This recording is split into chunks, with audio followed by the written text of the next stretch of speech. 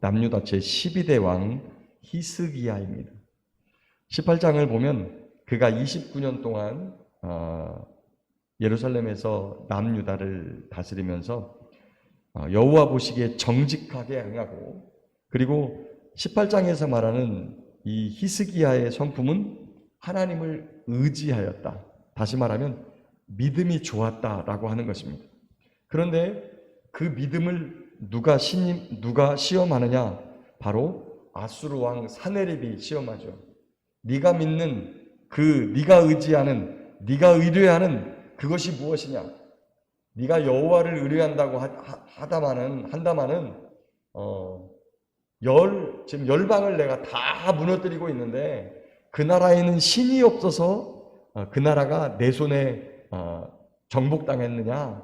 이렇게 말하면서 거기 18장 35절 보면 민족의 모든 신들 중에 누가 그의 땅을 내 손에서 건졌기에 여호와가 예루살렘을 내 손에서 건지겠다고 하느냐?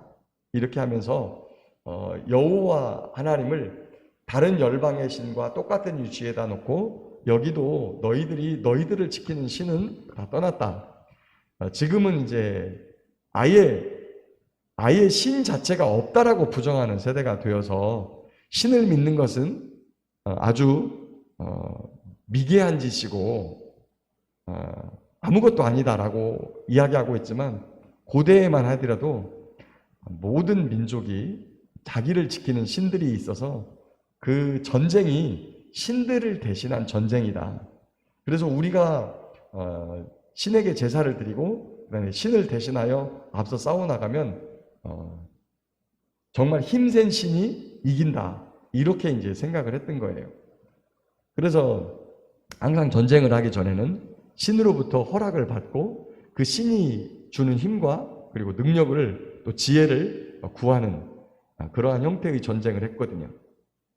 그래서 이 아수르 왕 사네립이 당시에 이제 그 북이스라엘도 이미 점령해 버리고 계속해서 힘을 뻗어나가면서 남유다도 다 정복당하고 겨우 예루살렘 하나만 남은 거예요.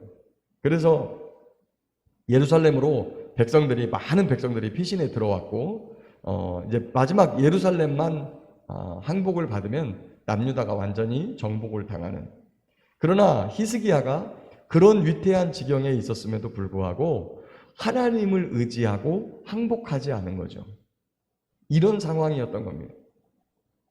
그런데 그의 장군 랍사게를 보내가지고 위협하는 것도 모자라서 떠난 다음에 또다시 편지를 보내가지고 네가 의뢰하는 여호와가 누구기에 너희를 내 손에서 건지겠느냐 이렇게 했죠.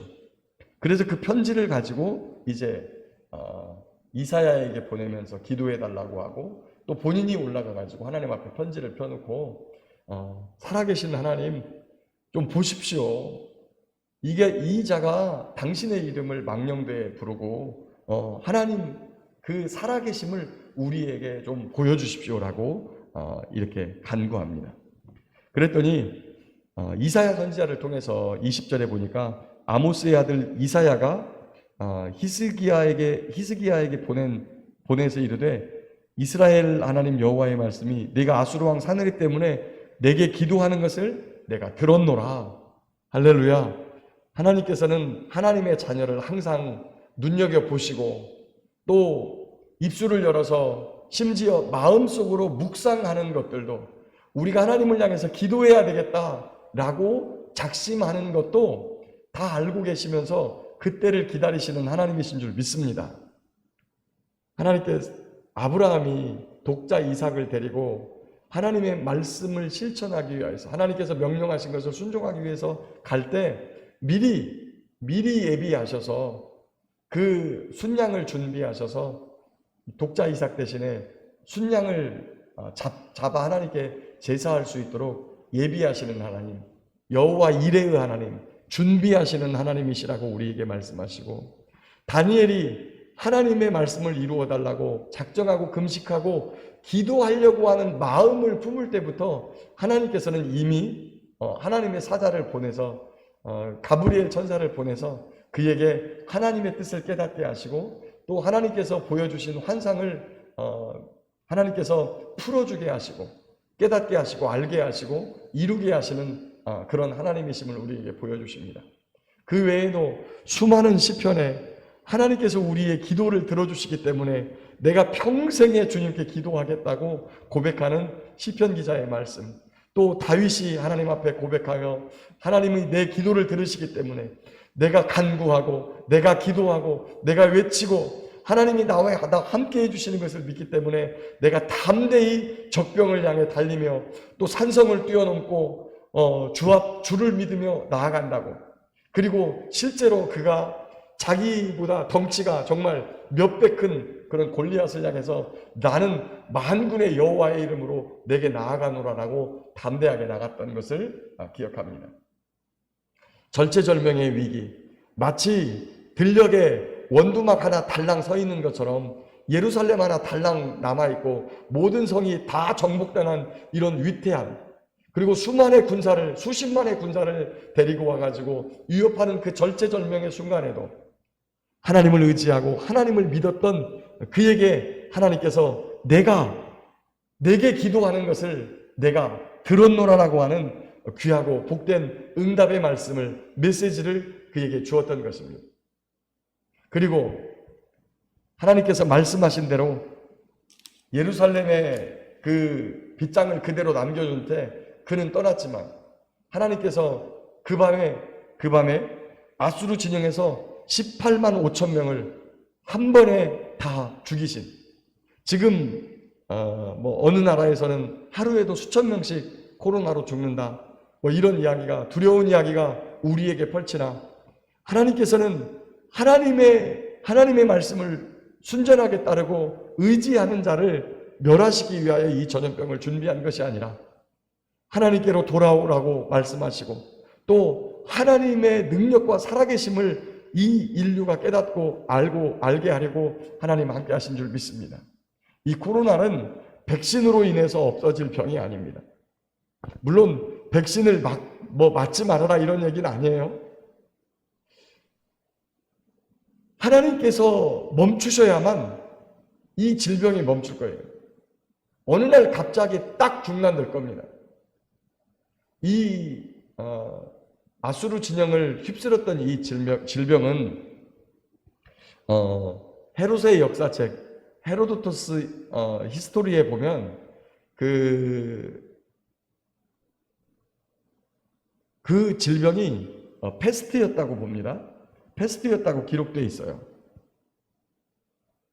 그 죽음의 질병, 전염병이 찾아와서 그들을 휩쓸었다 그래요. 그런데 전염병이라고 하는 것이 이 점진적으로 퍼지잖아요. 점진적으로.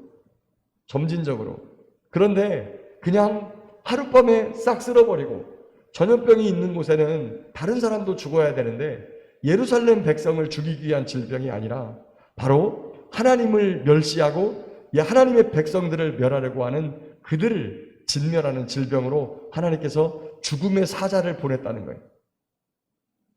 오늘도 우리의 삶 속에서 많은 어려움과 아픔이 있습니다. 그럴 때 우리는 무엇을 의지해야 됩니까?